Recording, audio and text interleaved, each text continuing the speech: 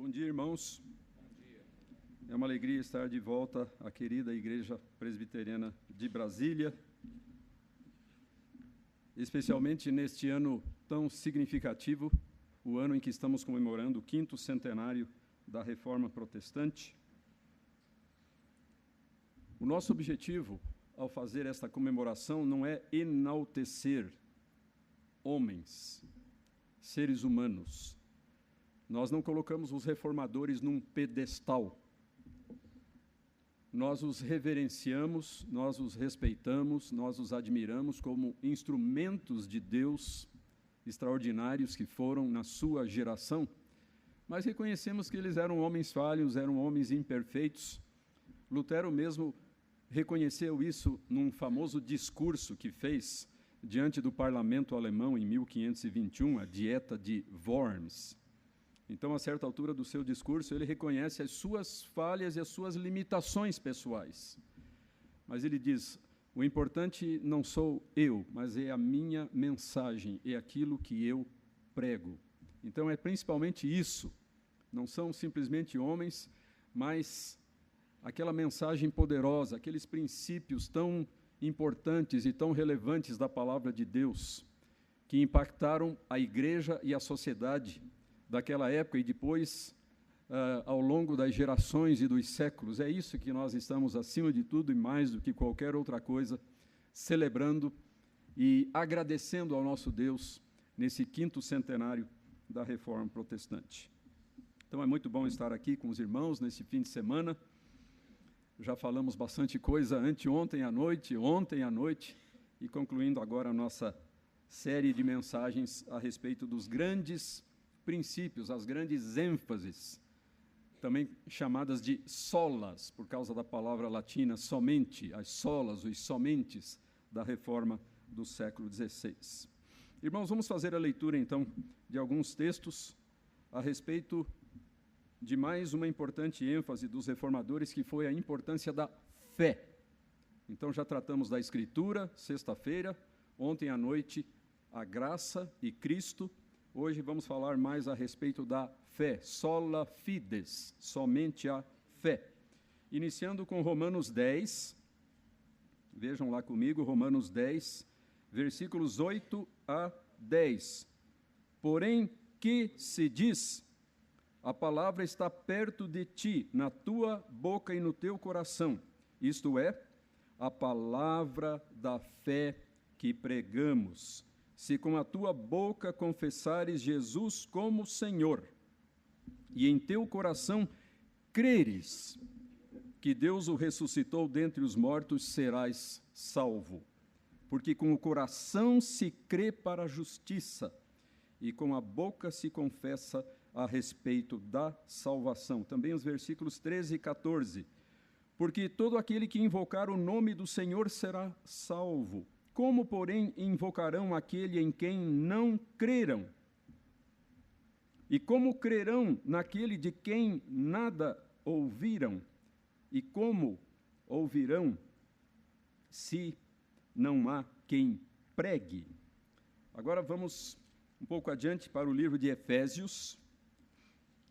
Então vejam lá comigo, em Efésios capítulo 2, aquela passagem tão conhecida de todos nós, Efésios 2, de 8 a 10. Porque pela graça sois salvos mediante a fé, e isto não vem de vós, é dom de Deus, não de obras, para que ninguém se glorie, pois somos feitura dele, criados em Cristo Jesus para boas obras, as quais Deus de antemão preparou para que andássemos nelas. E, finalmente, irmãos, uma última passagem, só um versículo, voltando um pouquinho aí, duas páginas na sua Bíblia, Gálatas, capítulo 5, verso 6. 5, 6.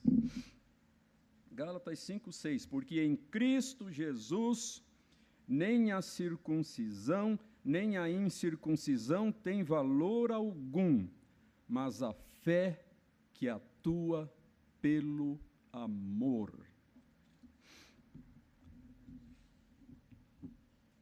A grande verdade bíblica que impactou, primeiro, de maneira profunda e arrasadora a vida de Lutero, e depois serviu de base e de fundamento para toda a reforma protestante do século XVI, nas suas mais diferentes manifestações, foi a verdade bíblica, a verdade solene, a verdade profunda e sublime da justificação pela graça mediante a fé somente. Como nós vemos já no início lá da epístola de Paulo aos Romanos, o justo viverá pela fé, ou uma outra maneira de se colocar a tradução dessa expressão, o justo pela fé viverá em decorrência disso. E, evidentemente, nessa expressão, a fé recebe uma ênfase muito, muito grande, não é mesmo? Então, a justificação pela graça, mediante a fé somente. Lutero fez questão de acrescentar essa palavra no final, mediante a fé somente. Porque a fé é o único meio pelo qual a graça é recebida. Por que a fé é tão importante? Por que a Escritura dá tanta ênfase à fé? Porque ela é o único meio pelo qual Cristo e sua justiça nos são atribuídos. É evidente que a obra de Deus é importantíssima. Então, a graça que Deus nos concede, a sua bondade, a sua misericórdia, a obra redentora de Cristo, que lhe custou tanto, um sacrifício tão grande, tudo isso é importantíssimo no que diz respeito à salvação, à reconciliação do ser humano com Deus, mas é preciso que haja também essa atitude de abertura em relação ao que Deus oferece, de receptividade em relação à dádiva de Deus, atitude esta que nós chamamos de fé. O que é a fé salvadora? Porque é principalmente deste sentido da fé que nós estamos tratando aqui, a fé salvadora, a fé que contribui para nos levar à salvação. Como é que nós devemos entender esta fé salvadora? Em primeiro lugar, esta fé é uma dádiva de Deus. Nós precisamos compreender isso. Não devemos pensar, bom, a graça é claro que é de Deus. O sacrifício de Cristo, sim, veio de Deus. Mas a fé é a nossa contribuição. A fé é a nossa parte aí nesse processo. Nós temos muitas razões para entender, à luz da Escritura, que a própria fé também é uma dádiva de Deus. Nós vimos isso há pouco, numa das passagens que nós acabamos de ler. Então, lá em Efésios, capítulo 2, versículo 8. Porque pela graça sois salvos mediante a fé. E isto não vem de vós. O que é o isto? É todo o pacote anterior ali. Pela graça sois salvos mediante a fé. Todo esse conjunto. E isto não vem de vós, é dom de Deus. Ou seja, a salvação pela graça mediante a fé, tudo isso, todo esse conjunto, é um dom, é uma dádiva do Senhor nosso Deus. E é interessante, um argumento que Lutero usou ao defender essa posição. Porque Lutero disse, se a fé fosse um produto simplesmente do coração humano, não tivesse nada a ver com Deus, fosse uma coisa nossa, totalmente nossa, a fé se tornaria uma espécie de obra. Se a fé fosse uma coisa só nossa, a nossa contribuição para a salvação, para que o processo da salvação se complete, a fé se tornaria uma espécie de obra. E assim seria violado esse princípio de que a salvação é exclusivamente pela graça e não pelas obras, quaisquer que sejam. Então nós entendemos que a própria fé vem do Senhor nosso Deus, é Ele que nos capacita a crer e a receber o que Ele nos oferece. Em segundo lugar, como dissemos há pouco, a fé é uma atitude de receptividade e de abertura, usando uma expressão utilizada por alguns autores, significa nós estendermos para Deus as nossas mãos vazias. Essa que é uma boa descrição da atitude de fé que devemos ter, estender para o Senhor Deus as nossas mãos vazias, isentas de quaisquer pretensões, de quaisquer direitos, reconhecendo a nossa total indigência espiritual e a nossa absoluta necessidade da graça de Deus para sermos salvos, para sermos perdoados, para sermos redimidos, para sermos reconciliados com Ele. Como nós precisamos, irmãos, ter essa atitude de receptividade, de abertura em relação àquilo que Deus nos oferece. Uma outra coisa importante, uma outra verdade importante que nos é revelada pela Escritura: a fé está relacionada com a pregação da palavra e com o Espírito Santo. Os reformadores fizeram sempre muita questão de unir indissoluvelmente essas duas realidades, a palavra e o Espírito. A fé vem somente pela obra do Espírito Santo e este atua somente pela palavra. Então nós temos aqui aquelas afirmações tão belas que lemos há pouco lá em Romanos 10, né? Chamo novamente a atenção dos irmãos para a passagem de Romanos 10, no seu versículo 10, porque com o coração se crê para a justiça e com a boca se confessa a respeito da salvação. Verso 14, como porém invocarão aquele em quem não creram, e como crerão naquele de quem nada ouviram, e como ouvirão se não há quem pregue? Então, a profunda relação entre a palavra e a fé. É a palavra pregada, semeada nos nossos corações que desperta neles a fé em Cristo Jesus. O versículo 17, e assim a fé vem pela pregação, e a pregação pela palavra de Cristo. Por isso que a pregação para a reforma, para os protestantes, para os luteranos inicialmente, mas depois também para os reformados suíços, dos quais nós somos os herdeiros, nós os presbiterianos, a pregação sempre foi tão importante, a ponto de eles fazerem uma afirmação ousada, que dá o que pensar. Eles diziam o seguinte, eles achavam a pregação tão importante que eles diziam o seguinte: a pregação da palavra de Deus é a palavra de Deus. Não só isto aqui é a palavra de Deus, mas a pregação da palavra de Deus é também, se ela for uma pregação fiel, se ela for uma pregação fidedigna, autêntica, genuína, a própria pregação é a palavra de Deus. E nós temos, então, inúmeras afirmações e inúmeros exemplos, ilustrações na Escritura dessa verdade, de que é mediante a atuação poderosa da palavra de Deus, a eficaz palavra de Deus, e a atuação igualmente importante e fundamental do Espírito de Deus, que a fé é produzida, é gerada nos corações. Vejam, por exemplo, só para citarmos uma dessas ilustrações, vejam comigo lá no livro de Atos dos Apóstolos, no seu capítulo 16, no seu verso 14. É a história da conversão daquela mulher lá de Filipos, Lídia, aquela vendedora de púrpura. Vejam o que aconteceu com ela. Certa mulher, Atos 16, 14, certa mulher chamada Lídia, da cidade de Tiatira, vendedora de púrpura, temente a Deus, nos escutava. E agora, vejam a declaração da Escritura. E o Senhor lhe abriu o coração para atender às coisas que Paulo dizia. É outra maneira de dizer que ela creu.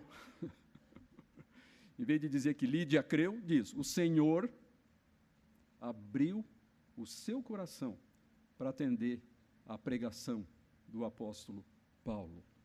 Confirmando mais uma vez que a fé não só decorre da pregação e da atuação do Espírito, mas é esta maravilhosa dádiva de Deus. Uma outra passagem muito bonita, irmãos, está em 1 Coríntios, vejam lá comigo, 1 Coríntios 12, versículo 3. 1 Coríntios 12, 3. Por isso vos faço compreender, diz Paulo, que ninguém fala pelo Espírito de Deus, que ninguém que fala pelo Espírito de Deus afirma anátema Jesus.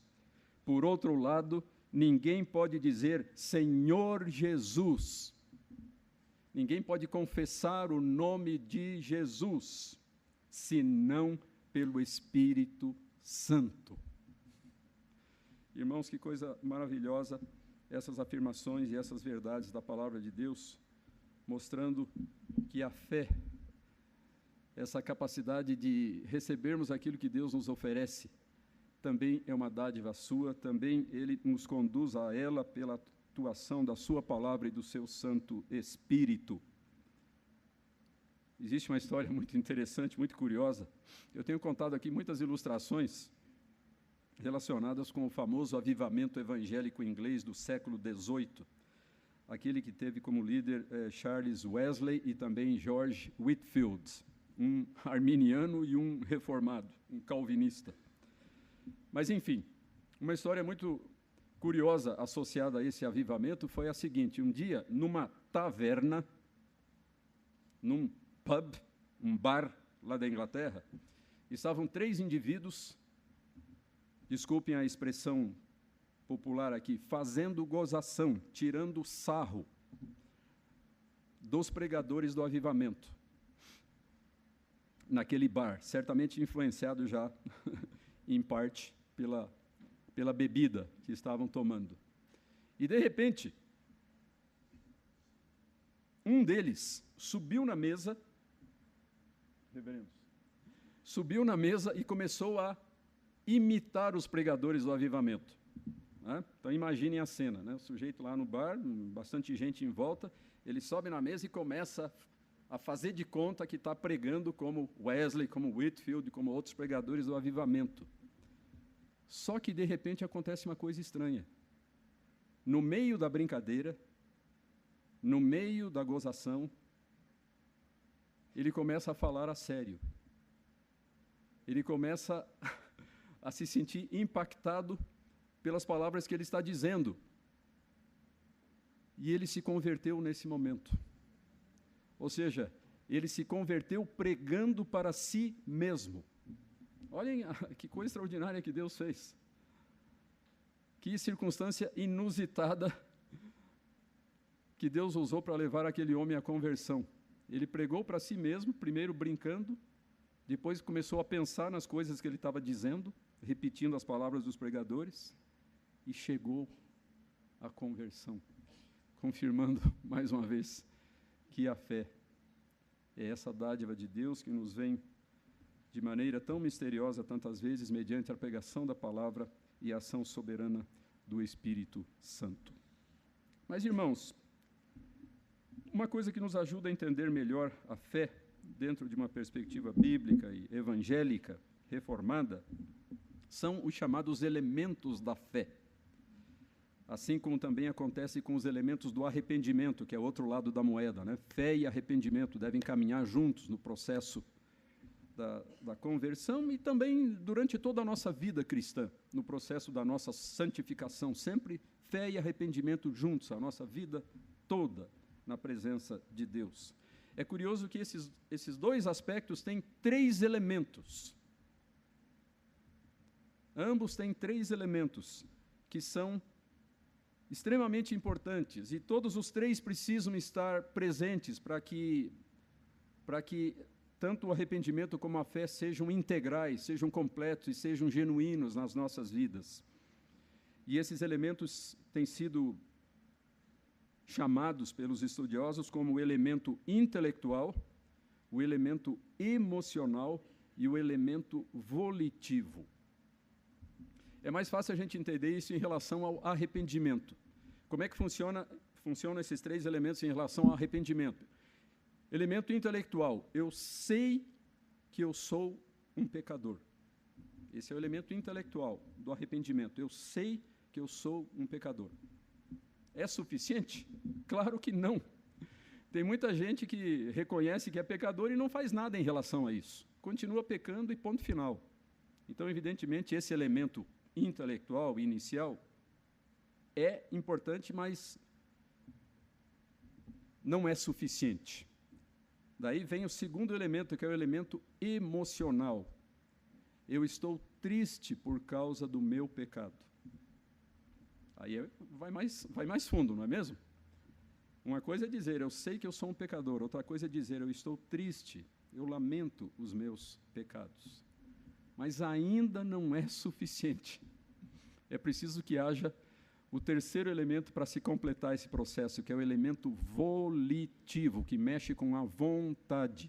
Não só com o pensamento, o intelecto e com as emoções, mas com a vontade. Eu vou abandonar o meu pecado. Aí sim, se consuma, se completa o verdadeiro arrependimento. Irmãos, em relação à fé, também nós encontramos esses três fatores. A fé, em primeiro lugar, tem esse aspecto intelectual, ou seja, ela é uma espécie de conhecimento. Então, Calvino, o nosso reformador Calvino, escrevendo a respeito desse assunto, diz, a certa altura, na sua famosa obra As Institutas, a fé é o firme e seguro conhecimento da divina benevolência para conosco, fundado sobre a veracidade da promessa graciosa feita em Cristo, não só revelado à nossa mente, mas também selado em nosso coração mediante o Espírito Santo. Então, essa bonita, rica definição de fé que Calvino nos deixou nas Institutas. Os reformadores se rebelaram contra um conceito de fé que havia naquela época em que eles viveram, final da Idade Média, a chamada fé implícita. Então, as pessoas diziam, né, se você perguntasse lá para um cristão daquela época, em que você crê? Ele responderia, bom, eu creio em tudo aquilo que a igreja crê. Eu não sei tudo, eu não sei quais são exatamente as coisas, mas se a igreja crê, eu creio. Se a igreja aceita, se a igreja ensina isso, eu creio, faz parte da minha fé, mesmo que eu não saiba exatamente o que é. E a isso se dava o nome de fé implícita, uma fé por tabela, uma fé indireta.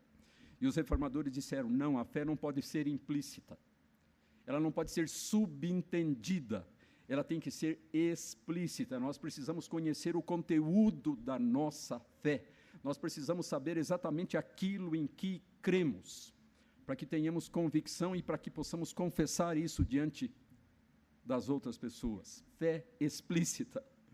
Então, a fé é um tipo de conhecimento.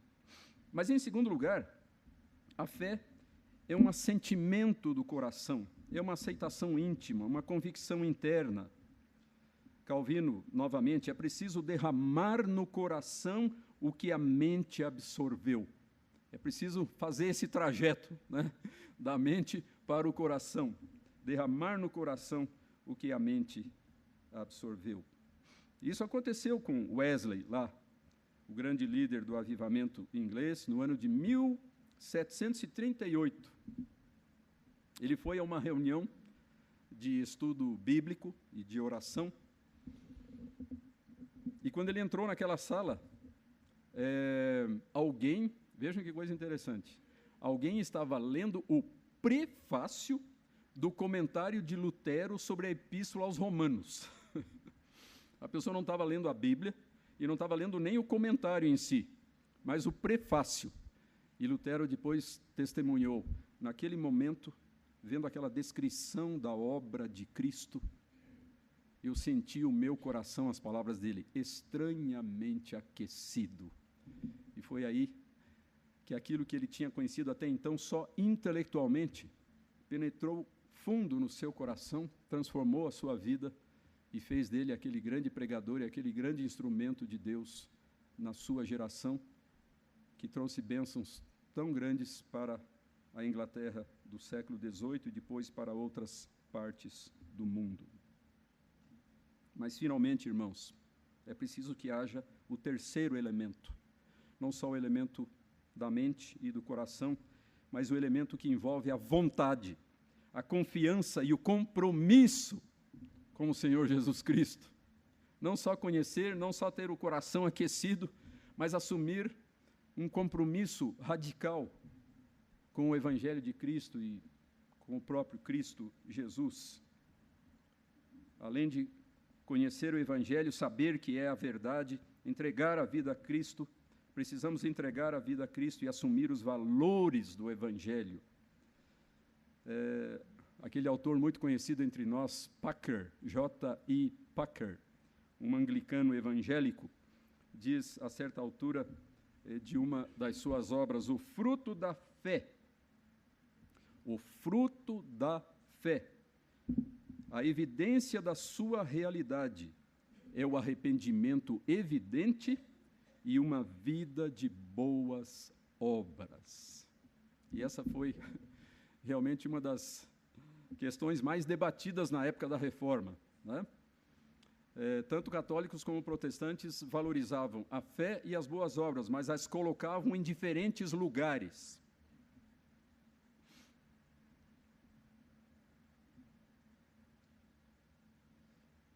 Uma das passagens mais utilizadas pelos dois lados na época da Reforma foi aquela passagem que nós lemos por último, naquelas leituras iniciais, né, que fizemos há pouco. Então, Gálatas 5, 6.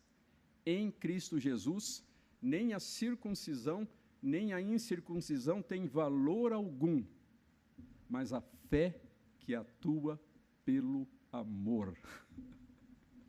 Os católicos apelavam para esse texto, os reformadores apelavam para esse texto, só que o entendendo de diferentes maneiras.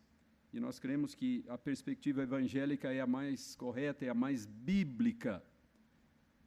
Uns diziam, olha, a fé salvadora é essa fé que está junto com o amor, essa fé que se expressa primeiro em boas obras e depois, então, vem a salvação. Existe a fé e as obras e isso conduz à salvação. E os reformadores disseram, não é esse o entendimento que devemos ter a respeito dessa passagem. A fé nos conduz à salvação e depois, como fruto desta salvação, nós vamos expressar a nossa gratidão e a nossa consagração a Deus por meio de boas obras de amor, de obras de amor.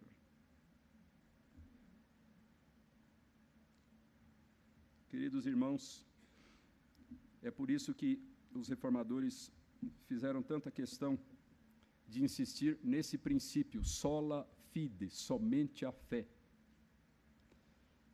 Os adversários levantavam uma objeção a Lutero, dizendo, Lutero, você, com a sua posição de que a salvação é pela graça mediante a fé somente, você está banalizando a salvação, tornando a salvação simples demais.